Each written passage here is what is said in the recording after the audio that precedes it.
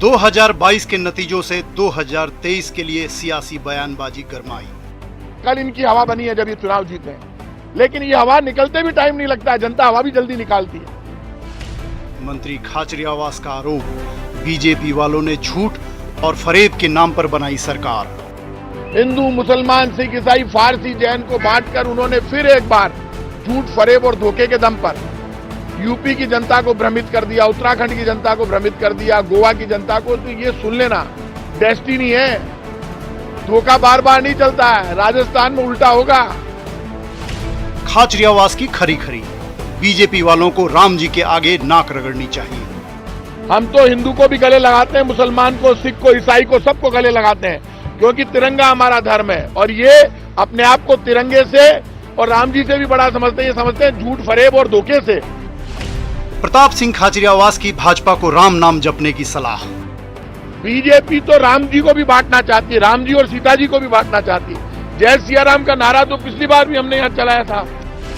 खाचरियावास बोले, बीजेपी वाले जय श्री राम बोलते हैं, हम जय सिया राम बोलेंगे। लगाएंगे हम भी एक साथ नारा, बोलो बोलो जय सिया राम और बीजेपी का काम तमाम। और बीजेपी का काम तमाम करने की शुरुआत राजस्थान से करेंगे, क्योंकि हम झूठ, फरेब और धोखे की राजनीति नहीं करते। खाचरियावास के बयान पर वासुदेव देवनानी का पलटवार। वासुदेव देवनानी ने कहा, कांग्रेस कभी भी राम के पक्ष में नहीं रही। देवनानी बोले, हिंदू वातावरण बनता देख कांग्रेस नेताओं ने मंदिर जाना शुरू किया। लेकिन मजबूरन अब जब इन्होंने देश भर में देखा कि हिंदू का वातावरण बन रहा है, तो इन्होंने जनेऊ पहनना और मंदिर जाना शुरू किया है। राम में इनकी कभी आस्था रही नहीं। 2023 में राम या काम। नमस्कार, बहुत स्वागत है आपका। प्राइम डिबेट देख रहे हैं आप, आपके साथ मैं जेपी शर्मा। 5 राज्यों के नतीजों की अपने अपने हिसाब से व्याख्याओं का दौर अभी लंबा चलेगा। नतीजों से 6 महीने पहले से ही यूं होगा तो यूं होगा जैसे आकलन चल रहे थे, पर जो हुआ उसका किसी को अंदाज़ा नहीं था कि यूं भी हो सकता है। तो अब ऐसा कैसे हुआ, और ऐसा हो जाने के बाद अब इसके आगे क्या मायने हैं, इस पर माथापच्ची चल रही है। राष्ट्रीय स्तर पर चर्चा भाजपा, कांग्रेस और आम आदमी पार्टी की ज़्यादा है। भाजपा की भलाई सोचने वालों को अब इत्मीनान है कि पार्टी का आत्मविश्वास वापस वहीं पहुंच गया है जहां 2019 की ज़बरदस्त वापसी के बाद था। कांग्रेस के शुभचिंतकों में स्वाभाविक निराशा है कि पार्टी का कोई प्रयोग आखिर क्यों काम नहीं कर रहा, और आम आदमी पार्टी को पंजाब में मिले प्रचंड बहुमत के हवाले से कुछ लोग ये भी मान रहे हैं कि वो भविष्य की प्रमुख विपक्षी पार्टी हो सकती है। लेकिन ये मानने वालों की भी कमी नहीं है कि भारत अगर गाँव में बसता है तो आम आदमी पार्टी के लिए पंजाब में सरकार चलाने का पहला मौका होगा, क्योंकि दिल्ली कमोबेश एक बड़े निगम को संभालने से ज़्यादा कुछ नहीं है। तो चुनाव जीतना अग्नि परीक्षा नहीं है, अग्नि परीक्षा वहाँ सरकार चलाकर दिल जीतना होगा। यूपी चूंकि हमसे सटा हुआ प्रदेश है और हमारे प्रदेश में भी चुनावी साल शुरू ही होने वाला है, तो आम आवाम से लेकर सियासतदानों में भी इस बात पर बहस छिड़ गई है कि 10 मार्च 22 का माइलस्टोन किस राजनीतिक दल को किधर का रास्ता दिखाएगा। आज प्राइम डिबेट में इस पर बात होगी, इन सवालों के जरिए कि 2023 में राजस्थान में भी क्या असर दिखाएगी पड़ोस की हवा। क्या कांग्रेस भाजपा की चुनावी तैयारियों में तब्दीली होते देखेंगे हम, और भावनात्मक मुद्दे बनाम असल मुद्दों का जो नैरेटिव है वो खत्म हो गया अब, या फिर यहां से अब उसकी शुरुआत मानी जानी चाहिए।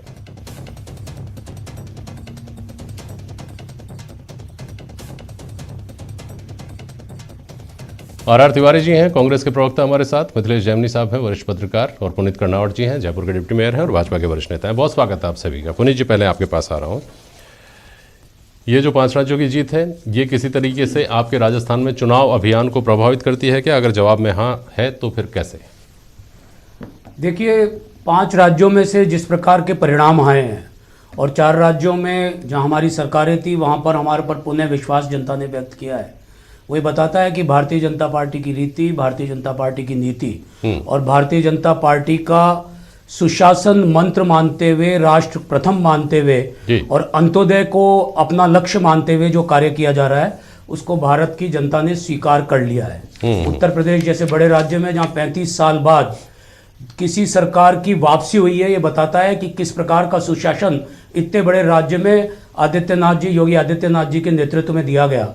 और ये स्पष्ट करता है कि परिवारवाद की राजनीति, जातिवाद की राजनीति, जाति और धर्म के नाम पर लड़ाने की राजनीति, हिंदू मुसलमान को अलग करने की राजनीति अब पुरानी बात हो गई है।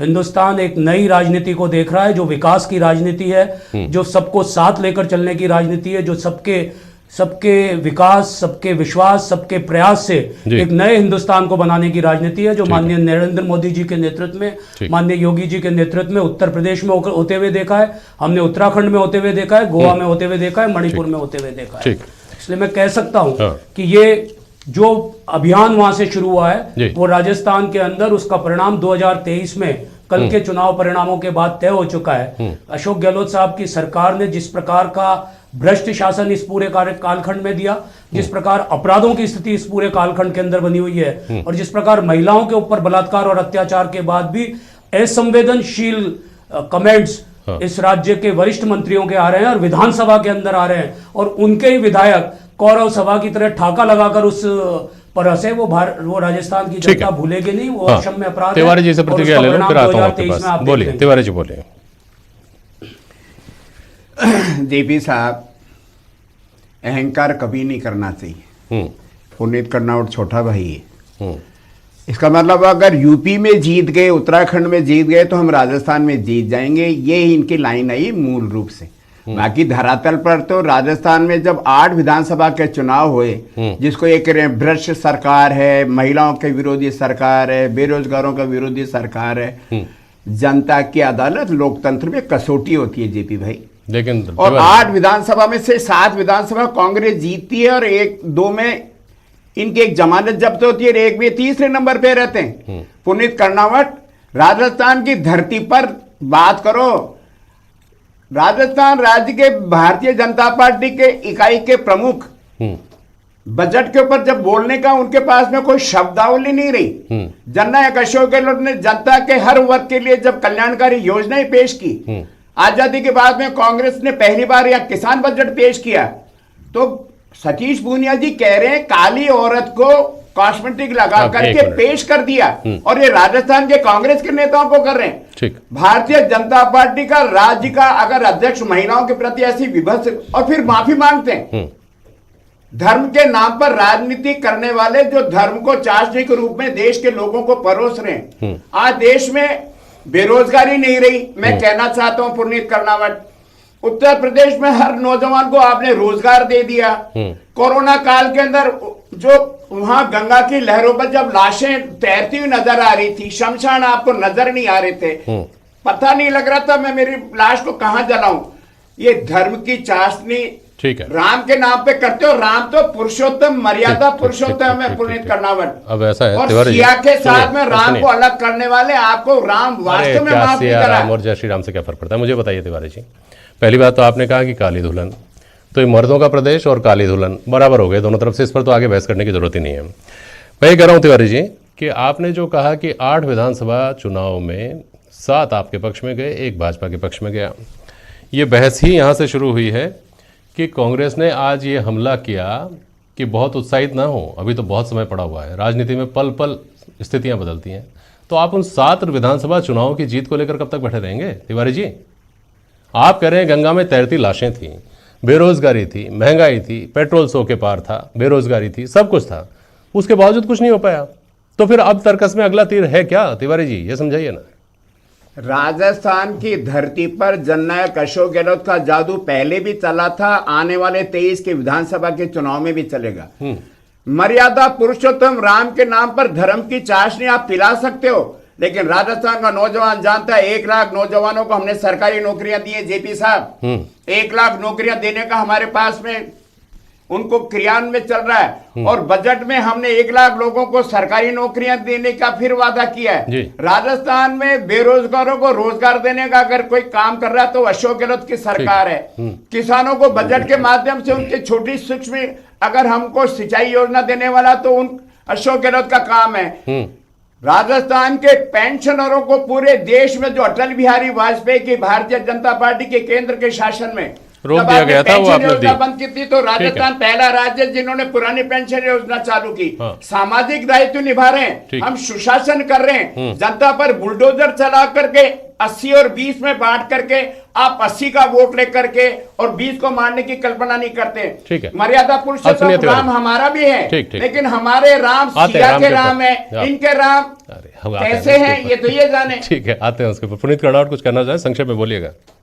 तिवारी साहब को मैं सिर्फ इतना याद दिलाना चाहता हूं कि आपकी पार्टी थी जिसने सुप्रीम कोर्ट में हलफनामा दिया कि राम ठीक है। काल्पनिक है। समझ गया। आज आपको जय सिया राम राम के और ऊपर जय कर श्री लेंगे राम बात में बाद में। विभेद कर रहे हैं। अरे राम- देश आप के हर चीज में- प्रधानमंत्री राजीव आप हर गांधी चीज जी में ने विभेद सिया करना राम का चाहते हैं। मंदिर तिवारी जी, खुलवाया तिवारी जी था। आप जय पुनीत श्री राम और कर्नावट जय आप तिवारी जी समय सुनिए, की तिवारी जी उम्र सुनिए, के तिवारी जी तो याद है क्या? अरे सुनिए तिवारी जी, पुनीत जी, 810 अरे तिवारी जी सुनिए ना, कहाँ आप निर्देश राम के मिला ऊपर आपको? एक मिनट एक मिनट एक मिनट, मुझे सार्थक, तिवारी जी मुझे सवाल क्या सार्थक आपको करने दीजिए, किसी मुझे इस बहस को सार्थक बनाने की किसी कोशिश करने क्रिश्चियन, दीजिए। पुनीत कर्नावट जी धर्म सुनिए, को मानने छोड़िए वाले क्रिश्चियन को नेताओं ने छोड़िए। निर्देश अरे दिया, मुझे मेरे सवाल आपने का कैसे जवाब। हलफनामा दिया पुनीत सुप्रीम जी, कोर्ट पुनीत जी, में? पुनीत जी राम सुनिए। इस देश की रग रग में बसा हुआ है, धर्म के राम नाम पर हमारे तब मन तक में इस है, देश के राम लोगों हमारे को मस्तिष्क आप में है। बहकाओगे। आज आप राम की बात धर्म कर के रहे नाम पर हैं, आप जिनको कहां शर्म तक नहीं आप आई लोगों सुप्रीम को कोर्ट हिंदू के अंदर मुसलमानों आपने में बांटोगे। हलफनामा दिया कि और राम हिंदू काल्पनिक चरित्र है, सिख राम ईसाई जैन काल्पनिक पारसी को है। मानते आज आप हैं। राम की बात आप कर लोग रहे हैं, केवल एक राम भगवान के सामने सामने के हमेशा नीचे नतमस्तक देश हैं, के लोगों माफी को आपको डरा मांगनी करके आज चाहिए। सत्ता में हिंदू हासिल समाज करना से चाहते माफी हो। मांगनी हो गया, चाहिए। अब सुनिए आप। राजीव गांधी अब सुनिए पहले मिथिलेश जैमिनी जी, प्रधानमंत्री सुनिए सुनिए थे, तिवारी जी, राम सुनिए, अरे लला पहले के ताले सुनिए तो खुलवाए थे तिवारी जी पुनीत सुनिए, कर्नावट। तिवारी जी और सुनिए देश में कई तिवारी जी कोई सुनिए, मैं बात सवाल कुछ और करने जा रहा था, लेकिन मिथिलेश जैमिनी जी, ये जो हमारे दोनों मित्रों की अभी जो बहस थी, इससे क्या ये संकेत लार्जर परिप्रेक्ष्य में ये नहीं निकलता क्या कि पुनीत कर्नावट की पार्टी खुलकर कहती है जय श्री राम, और उसी को प्रकारांतर से कहकर काम चलाने की कोशिश कर रही है कांग्रेस? क्या व्यापक परिप्रेक्ष्य में कांग्रेस की ये दुविधा उसके लिए बहुत बड़ा नुकसान नहीं कर रही है क्या, मिथिलेश जैमिनी? जेपी जी, आप बिल्कुल सही कह रहे हैं, क्योंकि जय श्री राम और राम राम, इनका एक नेता था जो दिल्ली में मंत्री बने और उनके बेटे राजस्थान के उप मुख्यमंत्री बने। वो राम राम सा के नाम से मशहूर हुए। वो राजेश पायलट थे जो सीधा राम राम सा कहते थे। कांग्रेस में एकमात्र नेता थे जो राम राम सा के नाम से मशहूर हुए। लेकिन आज दुविधा ये हो गई कि राम सत्ता देने वाली शब्द हो गया, राम मुक्ति देने वाला था। ये हमारे संतों ने कहा, ये वेदों ने कहा कि राम नाम सुमरन से ये भवसागर पार हो जाता है। लेकिन इन सियासतदारों ने राम नाम से अपनी राजनीतिक वैतरणी पार करने की कोशिश कर रहे हैं। 2023 में जो हवा चल रही है, राम और काम में कोई अंतर नहीं है। आपने कहा, राम ने खुद ने कहा है कि तू मुझे जब ढूंढता था किसी मंदिर और मस्जिद में, मैं तुझे ढूंढता किसी दीन के वतन में था। तो राम तो सदा, तुलसी ने कहा है कि राम तो हमेशा गरीबों के साथ रहा है, दीन में रहा है। अब राम के नाम पर आप वोटों का विभाजन करो, हिंसात्मक बातें करो, राम के नाम पर आप बेवजह की राजनीति करो। धर्म धारणा है, धर्म हमारे वेदों में कहा है कि धर्म धारणा है, व्यक्तिगत आस्था है, उसके आधार पर आप बयानबाजी कर रहे हो। आपको क्या अधिकार है? ये संतों का हक है कि राम की व्याख्या वो करे, ये पंडितों का हक है कि वो राम की व्याख्या करें। लेकिन अब सियासतदारों ने बिल्कुल मुद्दा बना दिया राम नाम को कि हम जय सिया राम कहेंगे, हम राम कहेंगे। राम और जय सिया राम में क्या अंतर है? कोई मतलब नहीं। शिव शक्ति एक है। जब हमारा सनातन धर्म ये कहता है कि शिव के में ही शक्ति समाई हुई है, तो राम में भी सिया समाये हुए हैं, सिया में राम समाये हुए हैं। अब इसको विभेद करने का अधिकार किसने दे दिया? यही तो बात है मिथिलेश जी की जो नैरेटिव, जो परसेप्शन बन गया वो ये है कि जय श्री राम का मतलब आप दक्षिणपंथी, जय श्री राम का मतलब आप खुलकर हिंदू, जय श्री राम का मतलब आप हिंदुओं के पैरोकार, और जय सिया राम उससे थोड़ा सा लचीला कि हम हिंदू वाले भी हैं, जय श्री राम वाले भी हैं, लेकिन साथ में समावेशी भी हैं। ये अवधारणा बन गई है ना। इस अवधारणा में से अपने लिए राजनीतिक रास्ता किस तरफ निकलता है, किस तरह से निकलता है, ये चिंता की बात केवल कांग्रेस के लिए नहीं है, बाकी जो दूसरी पार्टियां भाजपा के खिलाफ खड़ी हैं अलग अलग प्रदेशों में भी, उनके लिए भी है। बोलिए पुनीत कर्नावट, कुछ कहना चाह रहे हैं काफी देर से। मैं सिर्फ इतना कहना चाहता हूँ, राम हमारे लिए हमेशा आस्था का विषय रहे। हमने 1992 में हमारी 5 राज्य सरकारों को राम जन्मभूमि के आंदोलन के लिए कुर्बान किया। हमने कभी भी राजनीतिक रूप से राम का इस्तेमाल नहीं किया। हमने हमेशा कहा कि हम राम के प्रति आस्था रखते हैं, और जब वो मसला कानून के समक्ष था तो हमने कहा जो फैसला आएगा उसको हम स्वीकार करेंगे। और सुप्रीम कोर्ट ने एक बार फैसला अंतिम रूप से देकर ये बता दिया कि राम इस देश की आस्था का केंद्र है, राम यहाँ के मर्यादा पुरुषोत्तम है। जिन लोगों ने हलफनामे दिए थे कि राम काल्पनिक चरित्र है, आज वो जय श्री राम और जय श्री राम के बीच में फर्क महसूस करते हैं। हम न जय श्री राम को अलग मानते हैं, न जय श्री राम को अलग मानते हैं। अब हम वो बात करते हैं जो कम हुई है, जिस बात को लोग समझना सुनना चाहते हैं। जब से यूपी के परिणाम आए हैं और उसको राजस्थान से जोड़कर देखा जा रहा है, तब से ये सवाल उठ रहे हैं कि बहुत स्वाभाविक है कि हमारा पड़ोसी प्रदेश है उत्तर प्रदेश, और मुद्दे कोई बहुत ज़्यादा अलग नहीं होते, जो बेसिक मुद्दे होते हैं वो, लेकिन फ़र्क फिर भी है। वहाँ आपको सत्ता में बने रहना था, यहाँ आपको सत्ता में आना है। पुनीत जी, आपसे सवाल कर रहा हूँ। दूसरी बात, वहाँ भावनात्मक मुद्दों की प्रधानता मानी गई है, खासतौर पर सुरक्षा को लेकर तो वहाँ था ही, क्योंकि वहाँ 80-20 वाली बात आई बार बार, इसलिए मैं इसमें बीच में बोल रहा हूँ। भावनात्मक मुद्दों का वहाँ जितना जोर था उतना राजस्थान में नहीं है, ये सब जानते हैं। तीसरी बात, डबल इंजन की सरकार को लेकर चर्चा है कि वहाँ तो दूसरा इंजन था आपके पास, यहाँ अभी तक ये तय नहीं हुआ है कि वो इंजन कौन होगा। क्या ये बहुत सारी चुनौतियाँ नहीं है पुनीत जी, जो इस उत्साह को, इस खुशी को थोड़ा सा एक सवालों के निशान घेरे में ला देती है कि केवल यूपी जीत गए इसलिए राजस्थान भी अगले साल जीत ही जाएंगे? पुनीत जी देखिए शर्मा साहब, हम जीत से कभी हमें अहंकार नहीं आता और हार से हम कभी निराश नहीं होते। जीत हमारे लिए सेवा का संकल्प है। हाँ। और जब कभी हार होती है तो हम उससे कुछ सीखते हैं। राजस्थान के अंदर जिस प्रकार का अव्यवस्थित शासन इन 5 सालों में चला है, उसके इन 3 सालों में चला है, उससे ही परिणाम तय होगा। और भारतीय जनता पार्टी का संगठन यहाँ पर बहुत मजबूत है। हम पन्ना प्रमुख तक 6 अप्रैल तक अपना काम पूरा कर लेंगे और हम सामूहिक नेतृत्व में चुनाव लड़कर एक बहुत बड़ी जीत 2023 के चुनाव में राजस्थान में दर्ज करने जा रहे हैं। इसके बारे में किसी को कोई संशय नहीं रहना चाहिए, क्योंकि हमारे पास नरेंद्र मोदी जी जैसा नेतृत्व है, हमारे पास गरीब कल्याण की योजनाएं हैं जिससे लाभार्थियों को सीधा लाभ मिला है, हमने भ्रष्टाचार पर नियंत्रण किया है, हमने सारी बातों को ऊपर सबका साथ सबका विकास। तिवारी जी ने बहुत रोका है अपने आप को, अब चुप नहीं रह सकते। अब वो बीच में, उससे पहले लेकिन तिवारी जी मेरा एक सवाल ले लीजिए। जेपी शर्मा साहब, हमने कभी किसी का तुष्टीकरण नहीं किया। हमारी योजनाओं का लाभ हिंदू को भी मिला, मुसलमान को भी मिला। इसीलिए बहुत बड़ी संख्या में मुस्लिम महिलाओं ने उत्तर प्रदेश में भारतीय जनता पार्टी को वोट दिया। इसीलिए हिजाब को बीच में लेकर आए। आज हिजाब का चले गया, चुनाव खत्म हुआ, हिजाब बाहर चले गया। पुनीत जी समय कम है, सबका नंबर आने दीजिए। ये तय मानकर चलिए पुनीत जी, आपकी राजनीतिक बाध्यता है, आपकी पार्टी है, आप बोल नहीं सकते, लेकिन ये तय मान करके चलिए कि जो मैंने तीसरी बात बोली थी ना, डबल इंजन की सरकार, राजस्थान में आपका चेहरा अगर तय नहीं होता है तो आपकी पार्टी को कितनी मेहनत करनी पड़ेगी और वो मेहनत अपने अंजाम तक पहुंचेगी या नहीं पहुंचेगी, इसमें संशय है। तो सवाल आर तिवारी से मेरा। तिवारी जी, आप कहते हैं कि काठ की हांडी बार बार नहीं चढ़ती, जनता को धर्म के नाम पर बांट दिया, ये कर दिया, वो कर दिया। ये सब होने के बाद 2014 के बाद 2019 जीते, 2017 के बाद यूपी में 2022 जीत रहे, मुद्दे वही हैं, डिलीवरी वही है। फिर आपको क्या नया लगता है जो हो जाएगा अगले साल में, एक साल भर में, 1.5 साल में? 2014 में जेपी साहब राजस्थान में जननायक अशोक गहलोत मुख्यमंत्री बने, राजस्थान के बहुमत दिया राजस्थान की कांग्रेस को। वसुंधरा राजे जी के अहंकारपूर्ण निर्णय से वसुंधरा राजे की सरकार को गिराना पड़ा जनता को। 2019 में फिर ये लेकर के आए, अब की बार मोदी सरकार देश के लोगों को भ्रमित करने का सबसे बड़ा हथियार इनके पास में है ना। भ्रमित कर ले, मान लिया, चलो भ्रमित कर रहे हैं, भ्रमित कर रहे हैं, ये भी मान लिया। मैं तो आपसे सवाल कर रहा हूँ कि जो 2014 में कहा था वही 19 में कहा, जो 2017 में कहा था वही 22 में कहा, फिर जीत रहे हैं। तो काट तो कुछ और लानी होगी ना, तोड़ तो कुछ और निकालना पड़ेगा आपको। मिथिलेश जी, जेपी शर्मा जी, जनता का अपमान ना करें। तिवारी साहब, जिसने आपको 99 सीट दी उसी ने हमारे को 25 लोकसभा का सीट दी। तिवारी जी प्लीज आप सुना तो करिए। तिवारी जी, अरे सुनिए तिवारी जी, मेहरबानी करिए। तिवारी जी सुनिए प्लीज, तिवारी जी सुनिए, तिवारी जी सुन लीजिए, तिवारी जी सुन लीजिए। एक मिनट। मिथिलेश जैमिनी साहब ना करें। काम को लेकर 1998 से 2003 अशोक गहलोत मुख्यमंत्री रहे, कांग्रेस की सरकार रही, 2009 से 2013 तक भी, 2008 से 2013 तक कोई सरकार रही। सरकारों के जाने का कारण काम को लेकर नहीं माना गया कि काम उसका कारण रहे। पहला जो कार्यकाल था उसमें भी कई नई चीज़ें हुई थी, नागरिक अधिकार पत्र जैसी, दूसरे में भी फ्री मेडिसिन जैसी घोषणाएं हुई और तीसरे में भी ओपीएस जैसी चीज़ें आई हैं। लेकिन कांग्रेस की जो राष्ट्रीय चूक है वो राजस्थान में रोड़ा न बन जाए, इसकी चिंता क्या कांग्रेस को नहीं करनी चाहिए क्या? देखिए जेपी जी, बिल्कुल सत्य बात है कि अशोक गहलोत ने पिछले जो फर्स्ट कार्यकाल में भी काफ़ी स्कीमें दी, लेकिन सीटें 56 आई, सेकंड में भी फिर दी, फिर 21 आई। तो कहीं न कहीं जो कांग्रेस का जो एक ऊपरी आला कमान है, जो वर्तमान हालात हैं, जो पंजाब में हमने देखे, जो तमाम जगह देखे कि वहां कोई ऐसा लीडर नहीं है जो डिसीजन ले सके।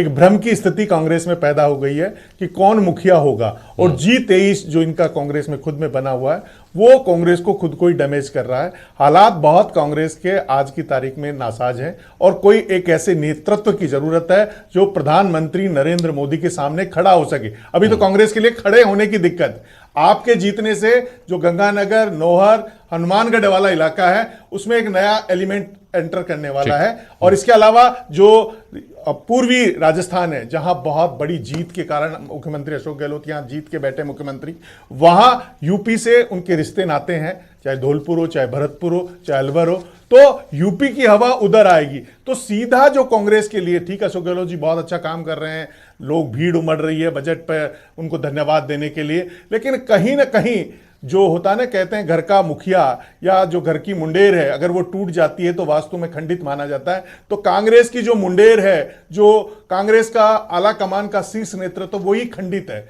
और उस खंडित होने से कोई वास्तु दोष अगर आ गया तो अशोक गहलोत का जो मिशन है कि 2023 में मिथक को तोड़ेंगे एक बार कांग्रेस में, जो बीजेपी को, वो मुश्किल राह लग रही है। उपलब्ध दिग्गज राजनीतिक जो हैं उनमें अशोक गहलोत का नाम मेरे ख्याल में जो सबसे दिग्गज नेता है उनमें लिया जाता है। कांग्रेस के पास एडवांटेज है कि वो राजस्थान में उपलब्ध है, लेकिन चिंता इसके अलावा है तिवारी जी, चिंता इस बात की करनी पड़ेगी कि प्रियंका गांधी जयपुर आती हैं और पूरे देश में जिस OPS की चर्चा है उसके लिए कहते हैं बजट मैंने सुना नहीं।